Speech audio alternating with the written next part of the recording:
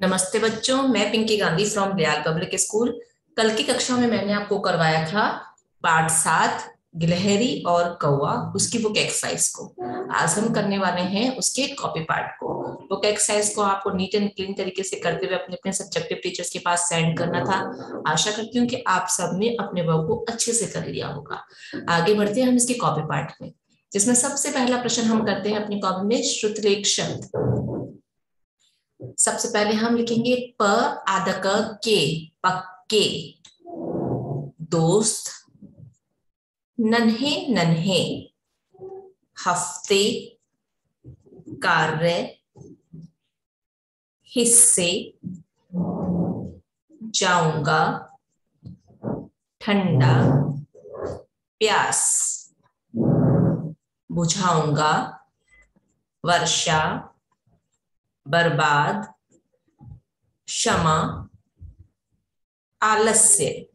ये हो गया बच्चों प्रश्न 1। आगे बढ़ते हैं हम प्रश्न 2 पर। आपको क्या ध्यान रखना है कि एक पेज पे आपको एक ही प्रश्न करना है, चाहे आपके पास स्पेस है या नहीं है।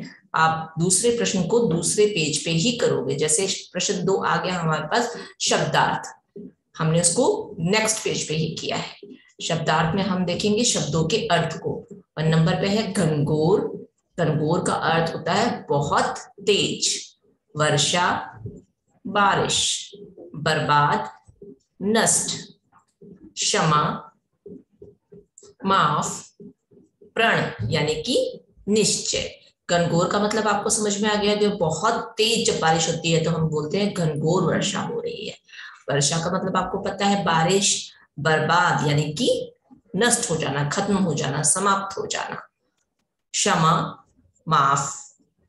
प्रण यानी कि निश्चय, यानी कि हम डिसीजन करते हैं, उसको हिंदी में हम बोलते हैं निश्चय या संकल्प। देखो मेरे पास यहाँ स्पेस था, मैंने इसका यूज नहीं किया ना, इसीलिए आपको भी नहीं करना है। हम नेक्स्ट पेज पे आ जाएंगे। प्रश्न नंबर 3। हर पेज पे आप पाठ का नंबर लिखोगे। पाठ 7 प्रश्न 3 है हमारे पास। सही शब्द से खाली जगह आपको भरनी है। नीम के पेड़ पर एक डैश और एक डैश रहते थे। कौन कौन रहते थे? गिलहरी और कौवा। 2 है डैश अपना सभी काम समय पर करती थी, लेकिन कौवा कभी कोई काम डैश पर नहीं करता था। कौन करती थी अपना काम समय पर? गिलहरी करती थी। और कौन नहीं करता था? कौवा नहीं करता था। तो हम यहाँ पे लिखेंगे गिलहरी और समय। कौवा कभी कोई काम समय पर नहीं करता था। कुछ दिनों बाद बीज में से डैश पौधे निकल आए। कैसे पौधे निकल कर आए? नन्हे नन्हे पौधे निकल कर आए। अगला है गिलहरी खेत में जाकर अपने डैश की फसल काट लाई। क्या लाई? अपने हिस्से की फसल काट लाई। एक दिन सुबह बादल घिरे और डैश वर्षा हुई। कैसी वर्षा हुई? घनघोर यानी कि बहुत तेज वर्षा हुई।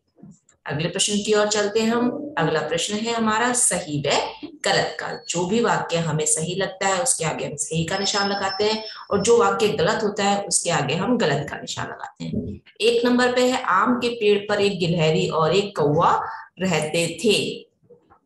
क्या वो आम का पेड़ था? तो ये वाक्य एकदम गलत है। कौन सा पेड़ था? वो नीम का पेड़ था। तो ये वाक्य गलत है। अगला है गिलहरी बहुत परिश्रमी थी। क्या ये वाक्य सही है? एकदम सही है। गिलहरी बहुत ही परिश्रमी, बहुत ही मेहनती थी, जबकि कौवा नहीं था। अगला है कौवा भी बहुत मेहनती था। कौवा था क्या मेहनती? नहीं था ना, हमेशा बैठा रहता और गाने गाता रहता। तो ये क्या है? गलत है। अगला है कौवा गिलहरी के काम में मदद करता था। क्या करता था? नहीं, बिल्कुल भी नहीं करता था। तो ये वाक्य क्या है? गलत है। वो हमेशा बैठा रहता था और काम को टालता रहता था। अगला है कोई की सारी फसल बर्बाद हो गई थी। क्या ऐसा हुआ था? बिल्कुल ऐसा हुआ था। तो ये वाक्य सही है। कौवा हमेशा बैठा रहता, काम को टालता रहता, और जब घनघोर वर्षा हुई तो उसकी सारी फसल जो है खराब हो गई। तो ये वाक्य क्या है? एकदम सही है। आगे बढ़ते हैं। प्रश्न 5 किसने किससे कहा। यहाँ पे हमें वाक्य दे दिए हैं, उसमें हमें बताना है कि ये वाक्य किसने कहा है और किससे कहा है। देखो बादल गिरने वाले हैं, तुम्हारे हिस्से की सारी फसल कहीं खराब ना हो जाए। ये किसने कहा था? कि देखो बादल गिरने वाले हैं, तुम्हारे हिस्से की सारी फसल खराब ना हो जाए। ये कहा था गिलहरी ने। और किससे कहा था? कोए से कहा था। जाऊंगा जी जाऊंगा, फसल काटने जाऊंगा, लेकिन पहले हरी डाल पर चुपड़ी रोटी खाऊंगा।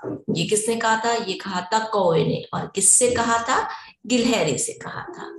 आगे बढ़ते हैं हम नेक्स्ट पेज पे और नेक्स्ट प्रश्न पे। तो नेक्स्ट पेज पे है हमारा प्रश्न 6, वाक्य बनाओ। वाक्य बनाओ में जैसे कि आपको पता है, आपको हर पेज पे पाठ का नंबर लिखना है। नाम सिर्फ आप फर्स्ट पेज पे मेंशन करोगे, बाकी हर पेज पे आप पाठ का नंबर लिखोगे। तो पहला शब्द है हमारे पास यहाँ पे परिश्रमी। परिश्रमी से आप वाक्य बनाओगे, गिलहरी बहुत परिश्रमी थी। ठीक है, और परिश्रमी पे आप डैश लगा दोगे, ये दिखाने के लिए कि इस शब्द का प्रयोग आपने इस वाक्य में कर लिया है। दूसरे नंबर पे है आलसी।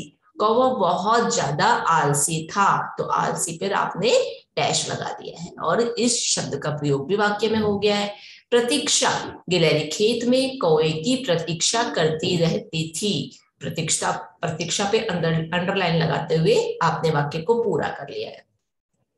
प्रतीक्षा का मतलब क्या होता है? इंतजार।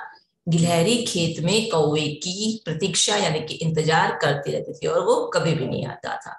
4 नंबर पे है क्षमा।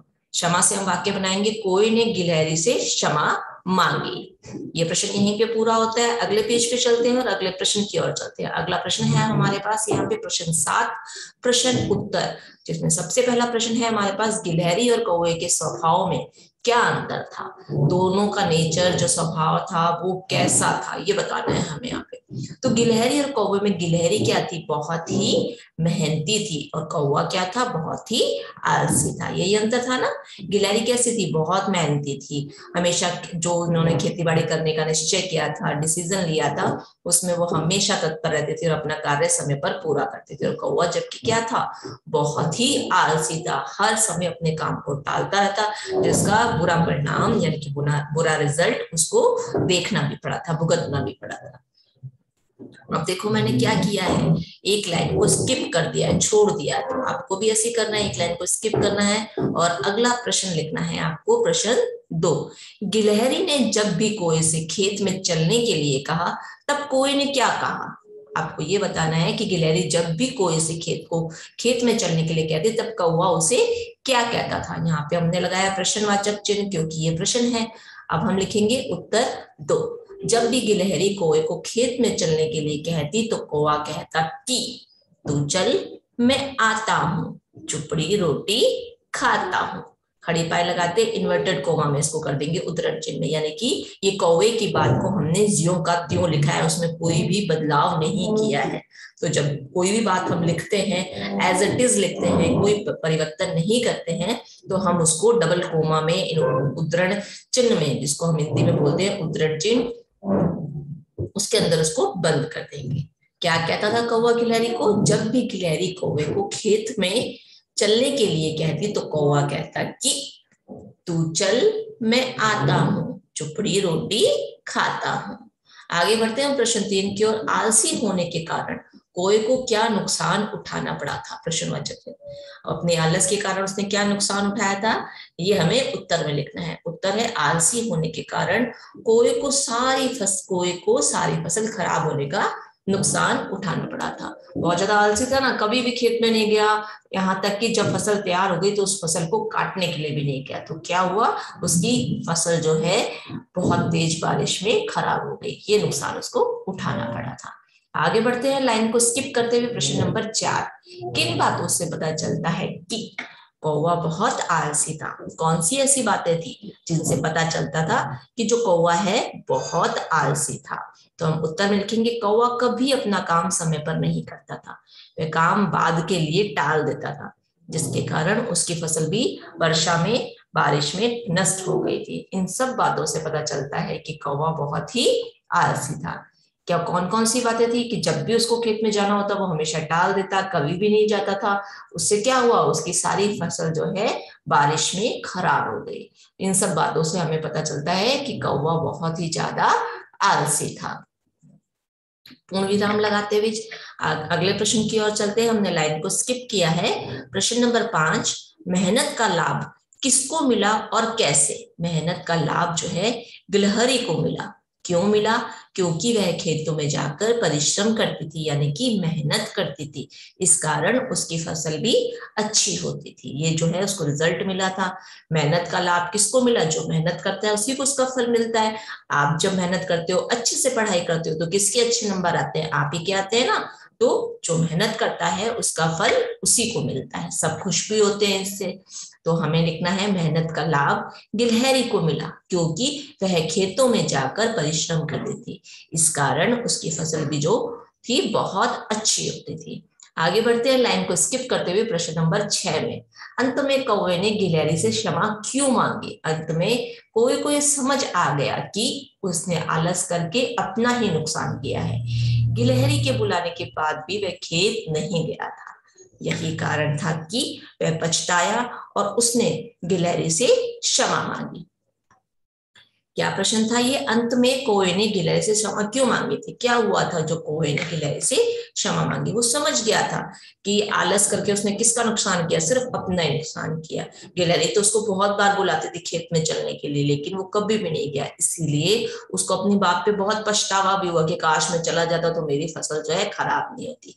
इसलिए गिलहरी से उसने माफी मांगी कि आपने तो मुझे बहुत बुलाया, लेकिन मैं अपनी आलस के कारण कभी आपकी बात नहीं मानता था, जिसका रिजल्ट मुझे मिल गया, है ना।